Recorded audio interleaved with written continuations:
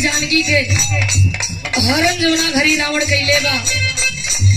भगवान राम माई जानकी की वियोग में रोवत अड़न, दर दर के ठोकर खात हुअन।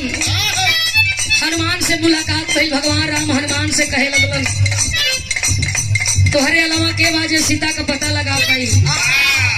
एगो है निशानी ले लो, अब पता लग जाई तो निशानी दे दी है सीता के। ई रहे कि भगवान राम उनकरा चिंता में बाड़न। भगवान राम अपने जानकी के बचा ली हन, चाहे जानकी जहाँ रही हम।